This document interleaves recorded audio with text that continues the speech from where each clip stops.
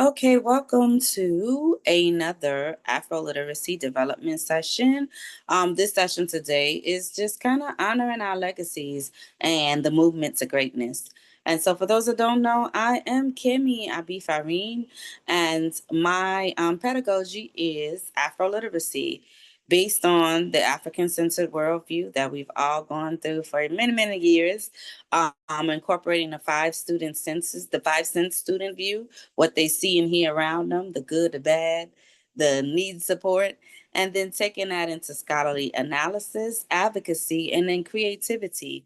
So just putting all of that together so they can understand the world around them. So we're going to go ahead and get started. And so, for those, this is your first time joining, I have a PhD in curriculum development, master's in interdisciplinary studies, which includes nonprofit history and education. And then I am a certified K through 12 English teacher, and I was 2010 Reading Teacher of the Year. So I've been doing this for a little bit, and I have done great things with taking everything that I've learned from various areas to help and support our children. So I always like to know, I think for this one, the chat should not be disabled. So please let me know where you're checking in from, your name, your profession, your business, age group, and literacy needs that you have. So if you're watching this video, please put it in the comments so I can know who I can network with and what content that I can create. So the sheet for today, which will be in the description, you will see this sheet. Today is called Movement Towards Greatness. And so I named the Black History Celebration because we are we are in the area arena where we need to know about our story. We need to know about it 365 and be ready to shine in February, government granted or not. But we also need to know what's the movement, what's the next movement. And I think it's been so long since we've really, really been engulfed and embracing the movement that it's time to not only share our story with our scholars, but look at that movement to greatness. So here is the sheet that you all will have, that's in the description. And so I did the quick introduction to Afro literacy. We're going to go into the movement to greatness. Then this sheet has 10 general activities. And then I will go ahead and go over some projects that I have done or plan on doing with my scholars in the movement to greatness. And so we hear the most common term that we all can identify with is Ubuntu, Sankofa, and now we have more and more people understanding how it works, the EFI. And then I know we have so many aligning principles in the Akan culture. And it is time to align ourselves with all of that deep wisdom, to not just know our story, but to live it, to apply it. And we need to foundate our students with that. And so, with the workbook that I'm creating for this, the goals are to reflect and to empower. To reflect, to empower, to teach our scholars, and to also help our scholars understand how to resist, reclaim. So, all of those things are necessary. We need to know how to resist, reclaim, have resilience, and enrich our philosophies. So, that is why this particular one is called The Movement to Greatness. And so, I always like to get the philosophy of every single session so y'all can know why I'm purposely putting together what I need to put together. And so here are some general activities that I want everybody can take a look at. These are some general activities that can be done with your scholars based on key components of a great movement: clear vision, strong leadership, a unified identity and purpose, effective organization and structure, inclusive participation, and grassroots engagement, honoring everyone's voice in the movement, strategic communication and messaging, resilience and persistence, resource mobilization, strategic alliances and networking, accountability and adaptability. Like all of those things are that's what's necessary. That's what's needed. And so I have some particular, very specific activities that will deal with that. And on the sheet that you will have are some basic activities that will incorporate that. Murals, storytelling, cultural identity, community collages, of course, African drumming and dancing. Oh, you're going to get so much of that this month. I know. Spoken word, the power of our word. My high scholars are actually working on a project now that is not in this presentation. So I'll tell you about it really quickly. They're working on a project where they have to trace the music that they love. They have to see why they're drawn to that music, and they need to trace it back to the cultural roots. Because I tell the scholars, everything that we have now is either based on our people, our culture, or our science. So trace it back. So you can understand that you like this music because it has the string instruments. Oh, going back to other instruments like our kora and different things. And so you like this music because of the beat and the melody, and that can be traced back to the culture or the science. And so my scholars are doing that to find out why it is that they're attracted to the things that they're attracted to, so that everything they have listened to, surround ourselves with, is rooted in purpose. And so that's another, I have a whole course, Black Words, Black Music, Black Thought, that just studies our word in all kinds of form and gets our scholars into thinking about that. And I'm excited about that course. We're having such a great time. All right, going back. Other general things, kente cloth, weaving, or any kind of different cloth, adinkra, all of those things with symbols, digital storyboards, anytime we have to tell our story in any kind of way. And then at the bottom of this, you will also have the general nonfiction stuff that you can do. The Magnificent Seven strategies that I've talked about in the last couple of sessions, that bookmark is there, and you can look at the previous two videos before this one to really get into that, as well as the critical thinking. So this is just your general things that I like for you to have. So take a look at that, and that can be looked at, examined with any reading that you pull. So now, this is the movement to greatness that I was just talking about. The top 10 things that are really important to a movement, right? Our movement to greatness, to reclaim and have our voice heard and discern what was the stuff that we didn't need, that wasn't working for us anyway, and what's the stuff we need to fight for. That's the kind of where we are now. And that discernment is very important. So that critical thinking sheet that's on your main sheet is probably very important as well. So I'm going to be going over suggestions based on these top 10. And if you want, I do have a handout that explains this to scholars. And so I'll be willing to share that if you just email me and lets me know. So number one, let's get started. Number one, we had clear vision and goals. And so for this one, um, analyzing our movement songs, like what were they talking about in these songs, is very important to our scholars, so we can really get back to the point of why we had the music, right? So analyzing the songs will help us connect with core values, ancestral wisdom. So you can go back as far as you want to 1960s, all the way back to the continent, coming across the water in the diaspora. Dissect those songs. Talk about the historical context, the narratives of resistance. Talk about what does that tell us about future action. Storytelling, the messaging that was passed, even like with the Underground Railroad. What were the songs, the messages that they meant? So we can really reclaim that collective memory. And so the theme for that is kind of singing our truth, analyzing the Black movement songs, looking at visions and goals. And so, you can just pull the songs, start off by saying, connecting to a proverb. I love connecting things to proverbs. And, how does the music relate to the movements? So that's a great research piece. How do songs shape history? How has music and traditions preserved our legacy? And so they can break down song analysis. I think last session, I talked to you all about the annotation sheet. And so that is there, and you can have that to analyze that. Just going over what's the song's message? How did it inspire action? What strategies can we use from this song? And once they dissect it, they can do a short poem, a speech, a rhyme about the song's theme. They can do a vision board or symbols representing the song's movement, or they can remix it, right? Remix the song and create one of their own. And so we always talk about application, not just knowledge, but application. How can you apply this song to what you're doing, to the movement that you're creating in your life? So you have all of those things that you can do with the songs. So that's very, very, very important.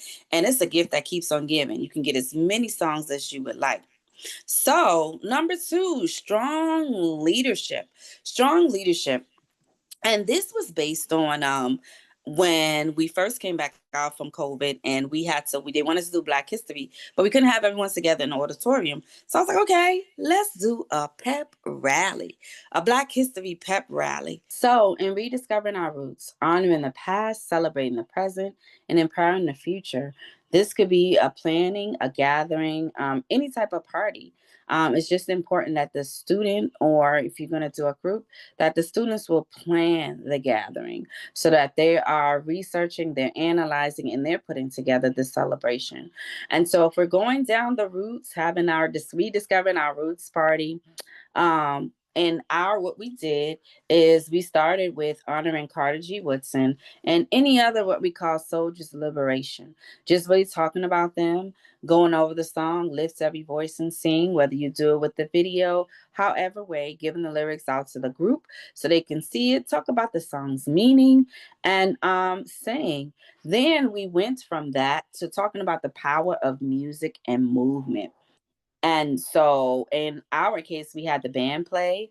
You can find some videos to play, have a guest speaker, guest musician, or have some hand instruments if you would like to lead something. And we talked about why has drumming been important?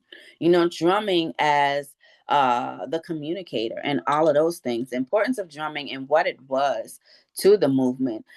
We went into the HBCU band and dance team. How does that reflect African traditions? And so from there, we went to the hidden histories. We talked about the Hush Harbor and gospel music.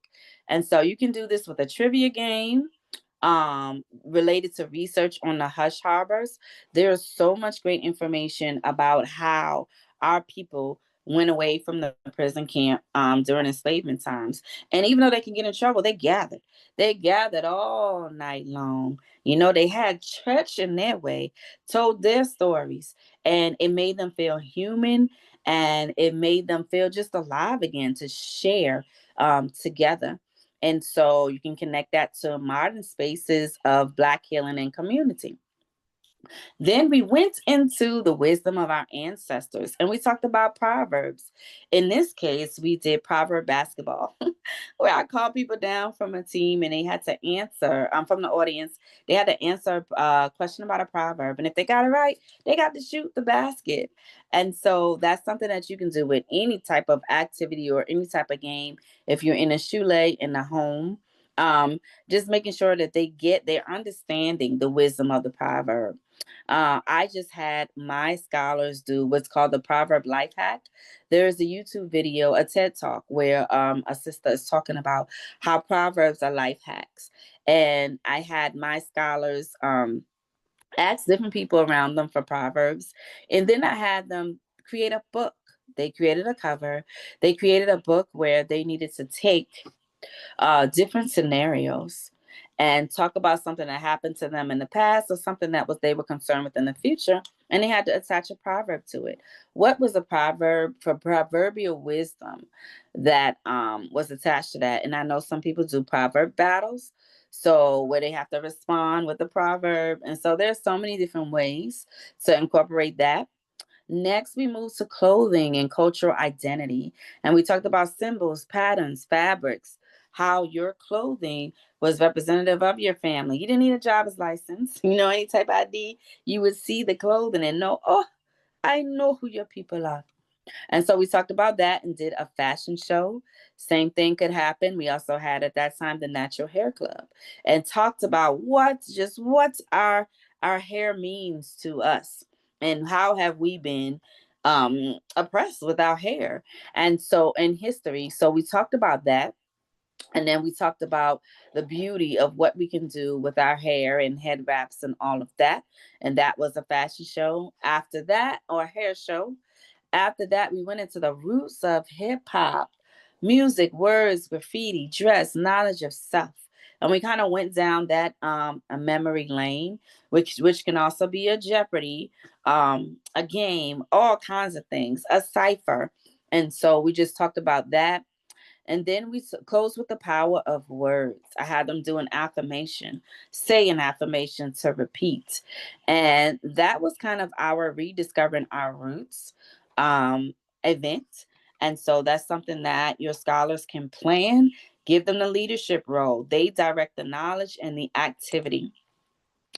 And so going into number 3, unified identity and purpose. And this is kind of the group and partner activities. There are a few arts infused projects that I'm going to share with you that can do that. Number one is storytelling circles, bringing stories from the home, and we call that Sankofa storytelling circles. Bringing circles from the stories from the home, and sharing that with each other. You can do a storytelling chain where people know the theme of the stories, add it together, the chain links, and link it across somewhere to say these are our stories hanging from here. We all have a purpose. Each one of our purposes matter. Having a quilt, each person design a fabric, something that represents them and their family, and putting it all together. There are a bunch of activities online about how to do a quilt. Of course, music, doing music together, singing together, playing instruments together. All of those things are very, very important for unified identity and purpose. Go take a dance class together. Take a dance class. Have the dance teacher really tell you about the history of what's going on, and take a dance class together. Do different sounds. Guara guara, do Afro, and not just a dance, a movement class. Afro Brazilian capoeira, Haitian Yanvanlu. So there's so many different ways that you can do for movement. And then, of course, create call and response. I was at a school where we did, it was culture roots. So they do a call and response. Cultural roots, I would call out cultural roots. They would say, we here, cultural roots. We're ready. So I do a lot of cultural call and response in my live in-person classes and online. Who's ready to learn? Who's up in here? When I say your name, please respond. Oh yeah. And I have them say their name. And then we have that um rites of passage, my rites of passage class. Rites of passage, y'all, the eye away. We had a call and response to kick off. That's a great way to show unity. Mask making, of course.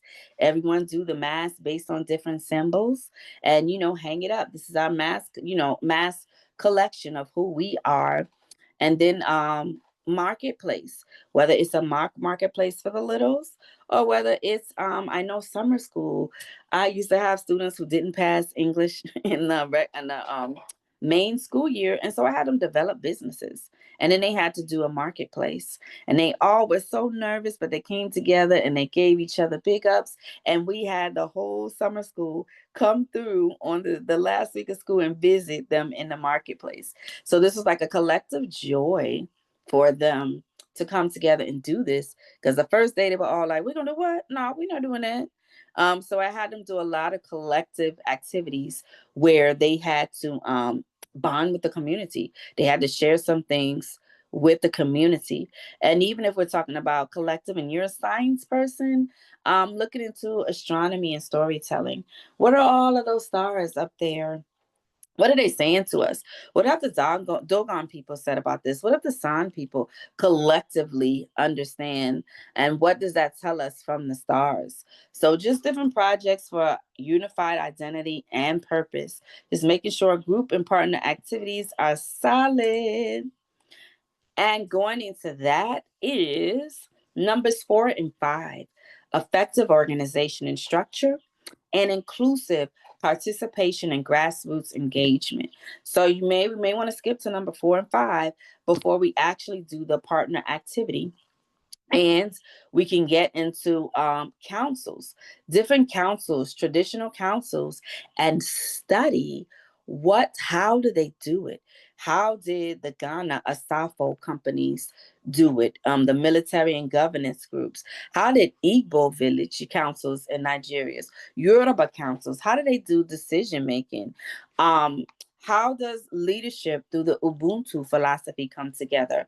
And so just researching different people all over the world. How do they do their council? What are the roles of elders? How do they decide who speaks? What happens if there's a conflict? Who goes out into the community and represents? Those studying those things and incorporating that into what they're doing. How will they ensure accountability? How will they adapt to challenges? So all of those things are very, very important. And then, of course, making sure that everyone is heard, felt. Music ensembles, a great way. Hand instruments, a hand clapping. Come on, let's do a collective rhythm. Let's create, let's be creative, and let's make sure that everyone knows that you have different times when you're playing a part. You may be the lead one. You set the foundation. You may have some people who's doing call and response, the singers. You have some people who are just one and two. They keep the beat.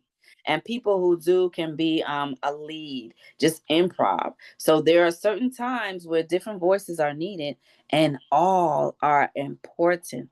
So making music, any type of music or song creation is a great way to practice that inclusive participation and grassroots engagement.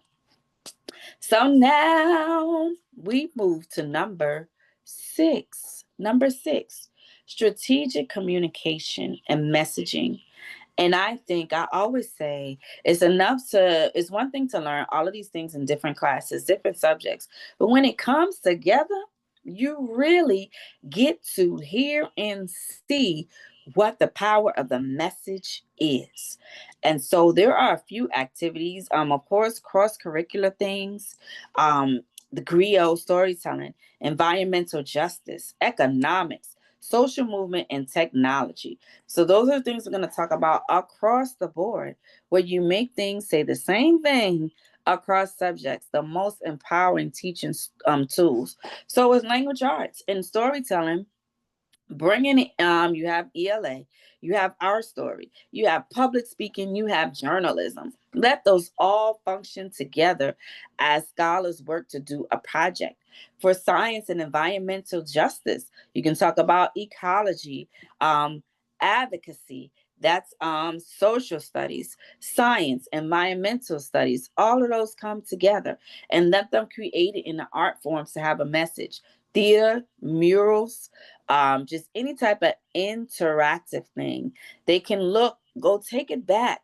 Look at sacred forests. Look at the waters in different places across the diaspora and talk about these things. Why were they important? Why did people take care of them? There's a book that I use called Oshun's Flow, where we talk about how people didn't take care of the water and all their blessings went away. So all of those things, storytelling, science, social studies, environmental studies, and how does it apply here?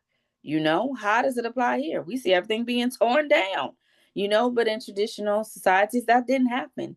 So that's a great thing to look at. Another thing is mathematics and economics. Talk about it. Talk about it early in the African marketplace. Bring in math, economics, and business. Tie those things in together. Talk about the bartering, how we bartered with each other. Bring them, let them do, if it's the younger ones, let them do mock with cowrie shells. How many cowrie shells is this product and that product? Let them practice trading with each other, creating posters, advertising their business. I also will have a class, I do teach a class, ELA in entrepreneurship, and we go through those things while they're doing technical writing. So, another thing is we talked about music and social movements. You can talk about music, the history, sociology, music studies. Let those all come together. Study different artists, create original songs, talk about the digital beat. I know, talk about the science of music, the patterns. What do they do to us? Let them have all of that come together. And then, of course, technology. Let them record their projects, present their projects, loom their projects, and share it with someone else and get feedback. And that is all a part of strategic communication and messaging.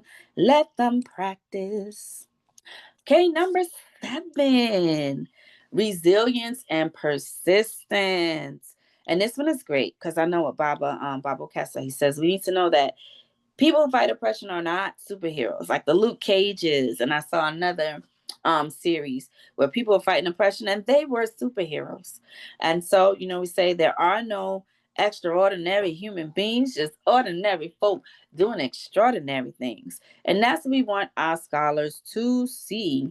So there is a book by Kamali Academy, and you can use any books as well to just learn about as many people as we can. I like Kamali Academies because it's 1 page, 1 to 2 pages. You have questions, and I think on the last video that I did, I talked about the annotations and broke that down. So I'm not going to talk too much about that here.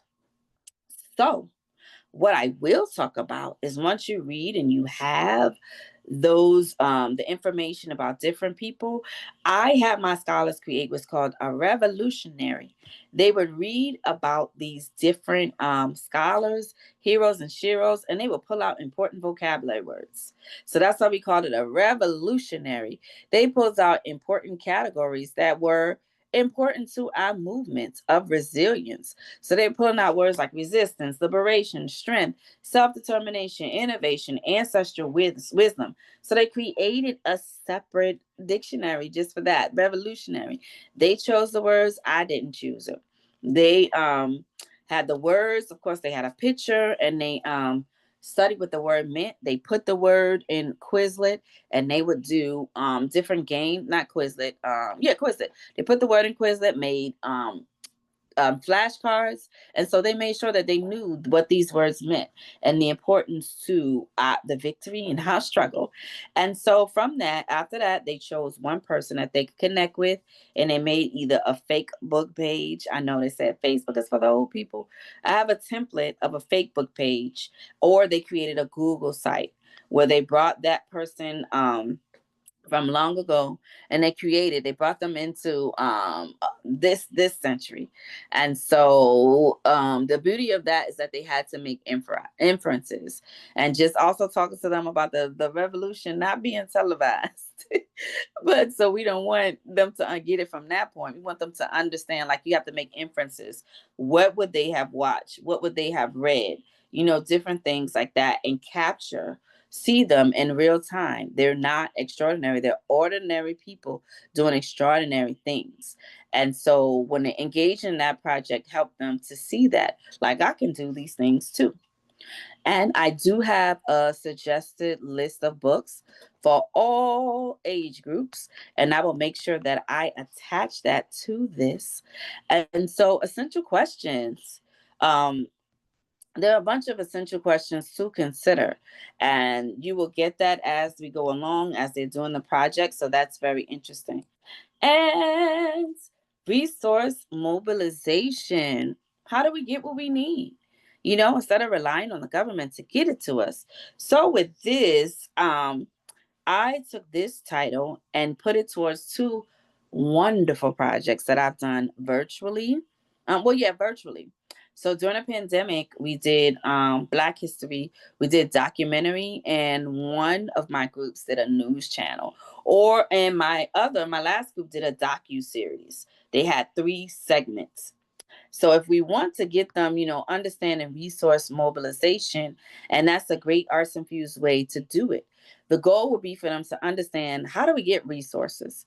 How do we make it move? And we know a great example of that is the Black Panther Party. So things to talk about is, what is resource mobilization? Why is it important? How have Black leaders and movements successfully gathered resources? And so all of those things is the biggest thing. So researching some people who've done it, like having short clips of Black leaders and organizations who have successfully mobilized, free breakfast program, UNIA, other people who have done it. What resources were mobilized? Who benefited? How did they do it? So make sure they understand what resource mobilization is, define the resources: financial, human, material, knowledge. And so with that, we can say, okay, hip hop was a great source back in the day of knowledge resources. And so they will look at that, look at the movements, so gather everything that they can.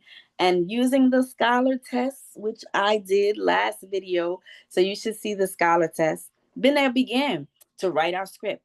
What segments do we want to have in our documentary or docu-series, if I'm doing a bunch of segments, and or my news channel? And then they'll begin to break it down, sketch it out, do your script. What are you going to say? What video are you going to show? Are you going to interview someone? We had beautiful interviews from elders. We had spoken word poetry. We had all kinds of videos that went into this, and we used basic things like Canva, CapCut, nothing too difficult. And they did a documentary, and we invited people to watch it, and it was absolutely amazing, amazing, amazing. So that's a beautiful way to get them into understanding that. Then number 9, strategic alliances. And exploring this is one central way is HBCUs. Get them to test the waters to see what they have with HBCUs, and you can do other organizations. But this one is so close to their age, so a great way to get them into that. So HBCUs, talking about how empowerment in Black communities and fostering social change is good. Learning about strategic alliances, you do that with HBCU. Long-term goals. And so at the end of this, they'll do like a multimedia presentation, their choice: PowerPoint, Canva, voiceovers. So those type of things, video clips. And so they'll talk about, begin with, what are HBCUs? Show them campuses, sign up for visits, and talk to them about networking. What does it mean to create alliances for a common cause? Why is this important for social change? They can research one HBCU. They can compare and contrast HBCUs and make a different chart, and then talk about it. How have they survived? What networks do they have? How do they support the community? And put this all together in their presentation, and of course, share with others. So that's a great way to understand strategic alliances and networking. And number 10, one of my favorites that I do with my elementary school students, on up, is we talk about good character. Good character. What does it mean? Not from the Western definition, because this definition is all out of whack. So we talk about good character from the traditional sense, and we bring it in this time. And so you have different ways depending on your group, your crew, your families. Of course, we got Ubuntu. How do we talk about interconnectedness? The Nguzu Saba, everybody's familiar with that. Go through that. It does have some principles of good character. Ma'at, justice, balance, all of those things. Iwapele for Yoruba. There are about 16, stemming from courage to wisdom to higher learning. So you have all of those things that tells us that there's a duality that exists within us. No one is perfect, but we try every single day to make sure we are aligned with good character. And so that gives us that rounded character. Because in the Western perspective, you can do 100 things right. The first time you do that wrong thing, it's over for you. And so we want to make sure that we're looking at, and that gets to Saban Training, the ability to change, in the Akan culture, resilience, flexibility, and all of those things. So getting them to understand, to look at themselves from the lens of tradition and not through this busted lens, is very, very, very important. So they can talk about these different roles. They can look at these roles as of good character as it relates to Malcolm X. What an awesome journey that he had. Araminta, Marcus Garvey, anyone that you choose. Look at it from a role of good character. I match up sometimes good character and Proverbs one together so that they can understand that this is the lens of how we look at each other. This is the lens that we need to talk about our leadership. And so, exploring questions: how do you stay true to your values when faced with challenges? Can you think of a time when you had to adapt to a new situation? What helps you navigate? How do you define good character when it comes to leadership in everyday life? And so they can have those discussions. Then they can have a visual arts painting. They can do a performance or a dance that may deal with the situation of good character, storytelling, anything that you can think of. We talked about music creation. And then share that. And then maybe have some posing questions with others. And so all of those activities gets them to understand the top or 10 very important principles of being ready to have a movement. And so again, these activities were based on the 10 principles. Number one, let me go back up, make sure I have it. Okay, so the principles: number one, having a clear vision and goals. Activities that would get them to have clear vision and goals. The other one was number two was strong leadership. How do I become a strong leadership? How do I inspire trust? Communicate effectively. Number three was unified identity and purpose. How do we show that we can think on the same frequency? Number four, effective organization and structure. How can I build something that's organized and has clear roles? Number five is inclusive participation and grassroots engagement. Like, how do I talk to people? How do I have a system for making sure that every voice is heard? Strategic communication. How do you make sure that your communication is consistent across different modalities, which is great to start with them and understanding cross curriculum? Number seven, resilience and persistence. We are ordinary people doing extraordinary things. I don't have to put something in someone, as Bible Cass said, in a superhero role. So I can say, well, she did it because she was strong, she was this, she was that. I have that same thing in me, and I can tap into that ancestral energy. Number eight, resource mobilization, a fun way to do some deep dives. How do we get the things that we need, for us? Number nine, strategic alliances. What is this networking thing that we do to sustain? And number 10, accountability and adaptability, looking at good character from a traditional point. So I hope you all enjoyed those activities. If you have any questions or you want some resources that is not attached to the video, please let me know. Email me. My information is on the sheet. As always, you have the YouTube channel with some storytelling podcasts, and I've added a whole bunch of videos since I first came out with the storytelling podcast. So definitely subscribe to the YouTube. More things are coming to empower our children. And of course, the QR code. Visit our website. Sign up for the next AfroLiteracy workshop. I think we're doing short story writing. And now we're getting into the writing because we've done all the reading. If you want to schedule a one-on-one curriculum call, sign up for our newsletter. Stay connected on Facebook and join the YouTube. It is all here. So thank you so much. There is my email, my phone number, and I will see you all next time. Odabo.